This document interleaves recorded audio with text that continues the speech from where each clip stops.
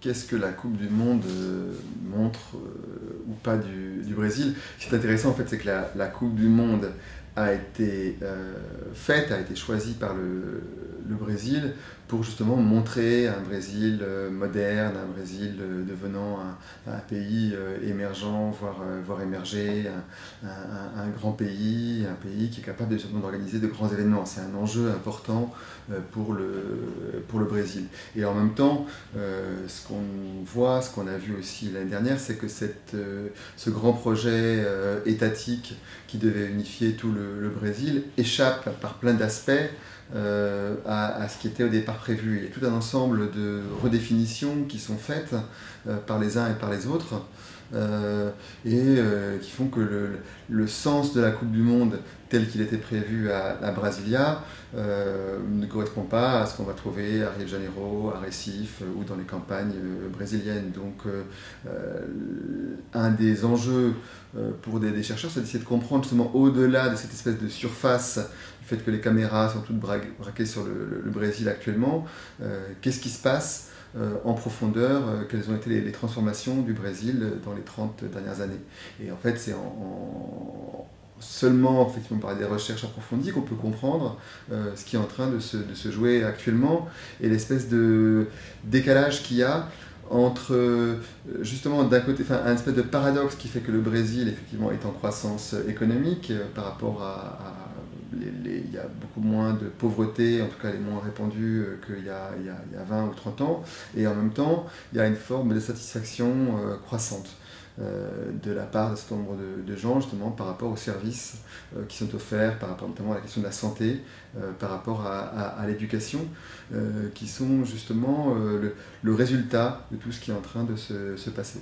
Il faut aussi dire que en fait, bon, le Brésil est un pays continent, un pays immense, et qui est très difficile à interpréter, y compris pour les propres Brésiliens. Donc, on a une série d'hypothèses sur ce qui se passe, mais c'est très difficile de généraliser sur le Brésil, parce que chacun fait des enquêtes à un endroit particulier, et donc on peut comprendre ce qui se passe moi je travaille dans les campagnes du Pernambouc dans le nord-est du Brésil. Bon, je travaille aussi à Rio, je peux comprendre des choses qui se passent là, mais après ce qui se passe à Manaus ou dans le sud du Brésil, c'est une autre réalité. Donc il y a une difficulté à pouvoir... On ne peut pas donner comme ça les clés du Brésil en 30 minutes.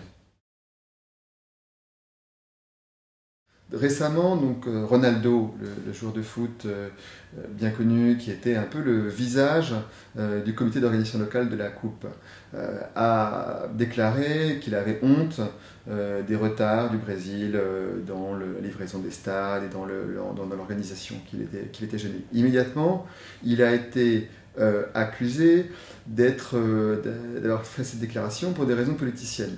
Parce qu'en fait, il a aussi pris parti pour Aécio, qui est un candidat à la présidentielle pour le PSDB, pour le Parti conservateur, contre l'actuelle présidente de la République, Dilma Rousseff, qui est du Parti des travailleurs. Et donc on a dit, ben voilà, il critique la Coupe. En fait, alors que même qu'il en a été parmi les organisateurs, c'est parce que c'est pour des raisons politiciennes, parce qu'il soutient un opposant à l'actuel gouvernement. Alors, quelle a été la réponse de Ronaldo dans un entretien? C'est très intéressant. Il a dit, oui, on m'accuse d'avoir fait ça pour des raisons politiciennes, mais pas du tout, parce que moi j'ai dit que je votais pour Aécio parce que c'est un ami. Je n'ai pas de parti, j'ai des amis. Je vote pour lui depuis les années 2000 parce que je travaille bien, parce que c'est mon ami, parce que je le connais bien. D'ailleurs, auparavant, j'étais ami de Lula, j'ai aussi été ami de Fernando Henrique Cardoso, qui était le président d'avant. J'étais ami avec eux, et donc je votais pour eux. Avec l'actuel président Dilma Rousseff, je n'ai pas de relation. Peut-être parce que avec Lula, j'allais boire une cachaça, j'allais boire de l'alcool, etc. Donc qu'est-ce qu'il nous dit là? Il nous dit effectivement que pour se justifier, que les raisons de son choix ne sont pas d'ordre politicien, mais sont dans une relation personnelle qu'il a avec les hommes politiques, et qu'il évalue, en fait, il fait ses choix politiques en fonction d'une évaluation morale, d'une évaluation de type voilà, c'est une personne qu'il trouve bien, avec qui il a une bonne relation, et non pas pour une raison qui serait idéologique ou politique. Et en disant ça, Ronaldo, qui est donc une figure publique mais qui est d'origine très populaire des favelas de Rio de Janeiro, il dit tout à fait, il incarne ce rapport populaire à la politique qui est très souvent le cas au Brésil et que beaucoup d'observateurs étrangers ont du mal à comprendre parce qu'ils disent mais pourquoi est-ce que les gens ils ont pas pourquoi des gens d'origine populaire votent pour la droite ou votent pour... Et en fait, ils votent pas pour la droite, ils votent pour un candidat qui est le gouverneur, qu'ils connaissent parce qu'ils considèrent qu'il les a aidés, parce qu'il a aidé leur famille, parce qu'il a fait des choses, etc.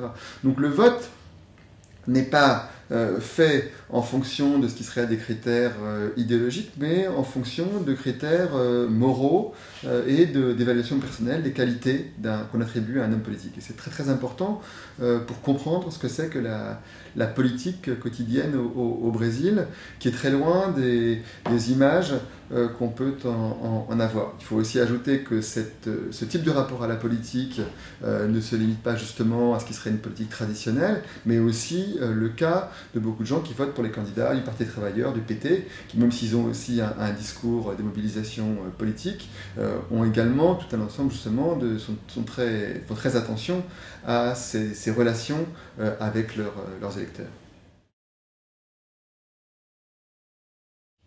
Il s'est passé beaucoup de choses depuis l'élection de Lula. Un des éléments très importants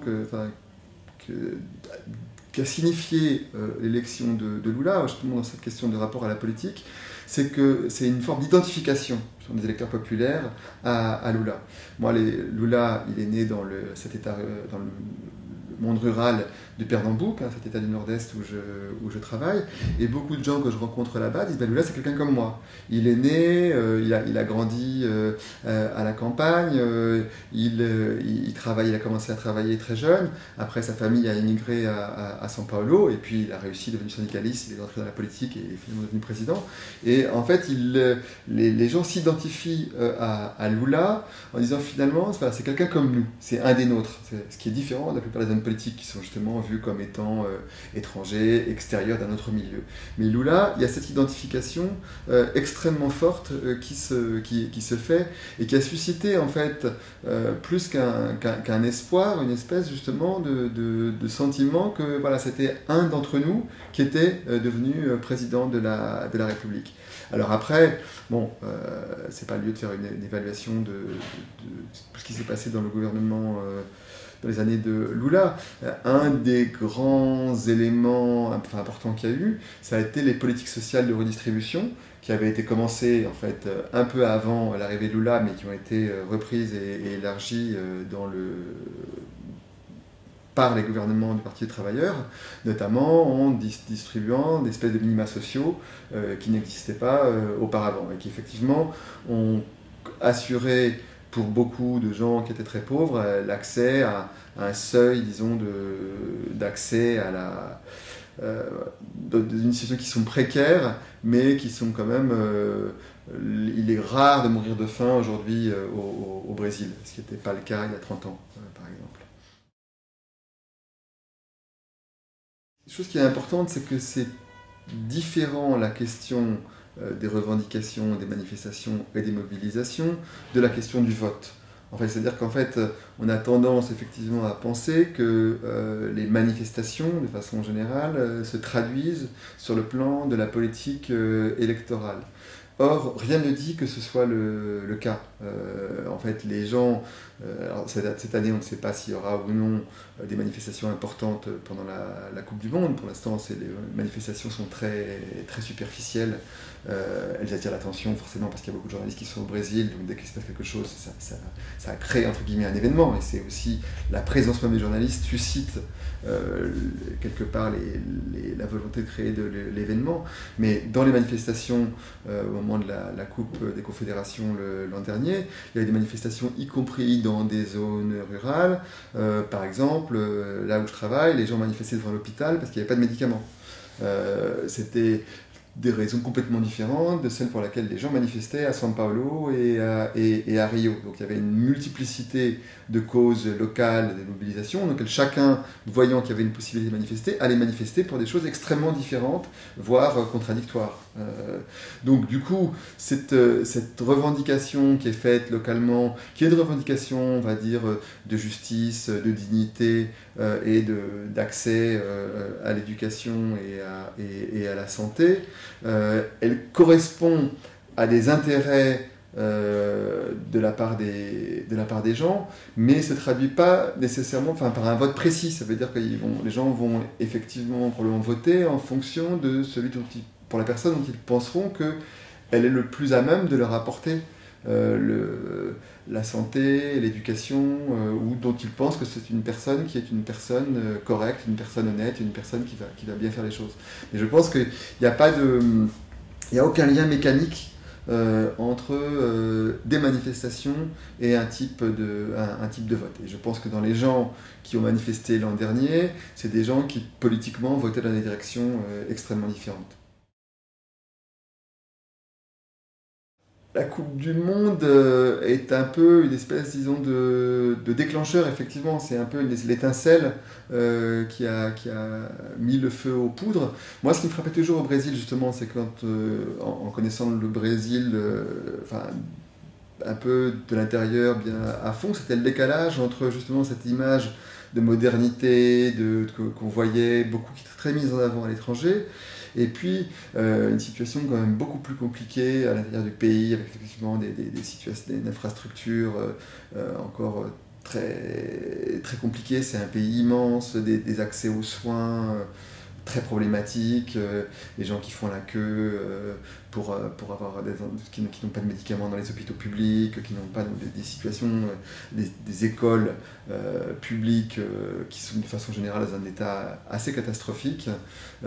Et tout ça qui finalement n'est pas du tout neuf, mais qui est devenu en fait criant par contraste avec justement toute la rénovation des stades, en faisant des stades extrêmement luxueux, des stades qui étaient faits essentiellement pour un public de touristes ou d'étrangers, et qui ne correspondaient pas à la façon de faire du football au Brésil, la façon de vivre le football, mais qui correspondait. Et c'est cette espèce de décalage qui à mon sens, a déclenché ces mobilisations. Donc effectivement, il y a une espèce de paradoxe, parce que d'après les échos que j'ai, finalement cette Coupe du Monde au Brésil, moi j'ai assisté à plusieurs Coupes du Monde, enfin, j'ai été au Brésil pendant des Coupes du Monde où effectivement il y avait une espèce d'enthousiasme, de force, de côté extrêmement festif. Apparemment cette année c'est beaucoup moins développé, même si